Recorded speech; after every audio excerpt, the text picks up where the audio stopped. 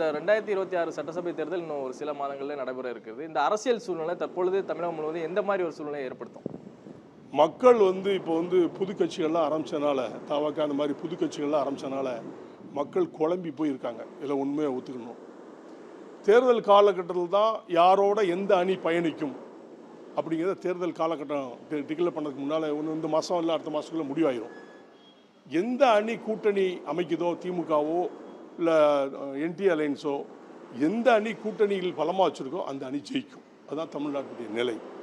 அதே மாதிரி ரெண்டாவது அணி மூணாவது அணி எல்லாம் கிடையவே கிடையாது. ரெண்டு அணி தான், திமுக அதிமுக. ரெண்டு அணியை தவிர தமிழ்நாட்டில் எந்த அணியும் கிடையாது. இந்த ரெண்டு அணிகளும் தான் போட்டி இருக்கும். அது கூட்டணியை பொறுத்து வெற்றி வாய்ப்பு முடிவெடுக்கும். இந்த பாமகவில் நடக்கக்கூடிய குழப்பங்கள் பல்வேறு நாட்களை நீடிச்சு வருகிறது. நேற்று அந்த ராமதாஸ் அவர்கள் ஒரு கண்ணீர் மல்க நான் சரியாக மகனை வளர்க்கலை அப்படிங்கிற மாதிரி ஒரு சூழ்நிலை இருக்குது. இது நீங்கள் ஒரு தந்தையாக நீங்கள் இதை எப்படி பார்க்குறீங்க? அது அவர் செய்த டாக்டர் ராமதாஸ் செய்த தவறை உணர்ந்து இன்றைக்கி அழுதுட்டு இருக்காரு. அழுதா முடிவாக முடியாது. ஏன் அப்படி சொல்கிறேன்னு சொன்னால், நீங்கள் தந்தையாக இருந்து அவரை வளர்த்து மந்திரி ஆக்கினேன் அதாக்குனேன், என்னை முதல குத்திட்டான், இன்னைக்கு கொல்ல பார்த்தான் அப்படிலாம் நீங்கள் இன்றைக்கி சொல்கிறீங்களே, உங்களுடைய பிள்ளையை வளர்த்தது நீங்கள் தானே. அப்போ வளர்த்தது அவர் தான் தவறு. வளர்ப்பு சரியில்லை. அப்படியே இருந்தாலும் கட்சி அவர்கிட்ட கொடுத்துட்டு இப்போ நீங்கள் பிடுங்க நினச்சதும் தப்பு. இப்போ டாக்டர் அன்புமணி கிட்ட தான் கட்சியை ஃபுல்லாகவே ஒப்படைச்சிவிட்டு திடீர்னு எனக்கு கட்சி வேணும்னு சொன்னால் அது நியாயம் இல்லை. மக்கள் குழம்புவாங்கல்ல. அதனால் குழப்பத்தில் டாக்டர் ராமதாஸ் இருக்காருன்னு நினைக்கிறேன். அந்த குழப்பத்தை அவங்க ஃபேமிலி தான் பேசி சரி பண்ண முடியும். இதை நாங்கள் ஒன்றும் சொல்ல முடியாது. தமிழக அரசியலில் இப்போ ரெண்டே அணி தான். அப்போ பாஜகவுக்கு இடம் இருக்கா இல்லையா தமிழக அரசியலில்? அதுதான் அதிமுக என்டி அலைன்ஸ் தானே. அதிமுக திமுக மட்டும் தானே. என்டி அலைன்ஸுங்கிறது யார் தலைவர்? எடப்பாடி தான் தலைவர். இப்போ ரெண்டு அணி தானே இருக்குது தமிழ்நாட்டில். வேறு மூணாவது அணிக்கு நீங்கள் போகிறீங்க. பாஜக தனியாக போட்டி போடல. அப்போ நீங்கள் அதை சொன்ன கூட்டணி தான். எந்த கூட்டணி வலுவாக இருக்கோ அந்த கூட்டணி வெற்றி பெறும்.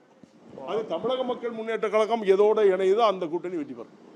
இப்போ விஜய் புதுசாக அரசியலுக்கு வந்தவங்க, அவருக்கு இன்னும் அவர் கற்றுக்கிடணும் அப்படின்னு சொல்லி பல்வேறு அரசியல் தலைவர்கள் சொல்லிட்டு இருக்காங்க. இப்போ அவர் கடுமையாக தீய சக்தி அப்படிங்கிற மாதிரிலாம் விமர்சிட்டு இருக்காரு. ஆனால் பாஜகவை இப்போ கடந்த சில நாட்களாகவே அவர் விமர்சிக்க ஒரு காரணம் இருக்குது. அது அவங்க திருப்பி பாஜகவுக்கு சேர்ற மாதிரி ஏதாவது ஒரு கணக்குகள் இருக்குதா? எந்த அரசியல் கட்சியும் யாரோடும் கூட்டணி வைக்கலாம், அது இப்போதைக்கு சொல்ல முடியாது. தவகவை பொறுத்த மட்டும் இப்போ தான் கட்சி ஆரம்பிச்சிருக்கிறாரு. இதை வச்சு நீங்கள் டிசைட் பண்ண முடியாது. அந்த கூட்டத்தை வச்சு அவர் தான் வந்துடுவார் அப்படின்னு ஒரு கற்பனையில் நீங்கள் மிதக்காதுங்க. ரெண்டே அணி, திமுக அதிமுக. ரெண்டு அணி தான் தமிழ்நாட்டுடைய நிலை. இந்த நிலையில் யார் ஆட்சி அமைக்க போகிறாங்கிறத மக்களுடைய முடிவு எடுப்பாங்க. தவக அவர் யாரோட கூட்டணி வைக்காங்க அந்த தலைவர் தான் சொல்லணும், நாங்கள் சொல்ல முடியாது. பார்க்கலாம் தேர்தலில் அவர் எவ்வளோ பயணிக்கிறாரு, யாரோட கூட்டணி வைக்கிறாரு, இல்லை தனிச்சின்ன எவ்வளோ வாங்க போகிறாரு நீங்கள் பார்க்கத்தான் போகிறீங்க. நிச்சயமாக மூணாவது அணியோ நாலாவது அணியோ ரெண்டு அணி தான் தமிழ்நாட்டில். ரெண்டு அணியில் ஏதாவது ஒரு அணி ஜெயிக்கும். தமிழக மக்கள் முன்னேற்ற கழகத்தின் தலைவர் எந்த தொகுதியில் போட்டியிட போகிறாங்க 2026 சட்டமன்ற தேர்தலில்? கூடிய விரைவில் நான் சொல்கிறேன். நாங்கள் கேட்குற தொகுதி தான் எங்களுக்கு கிடைக்கும். எந்த கூட்டணியில் இருந்தாலும் அதை கூடிய விரைவில் சொல்கிறேன். இன்னும் இந்த மாதத்துக்கு கடைசிக்குள்ளே நான் சொல்லுவேன். கண்டிப்பாக சொல்லுவேன்.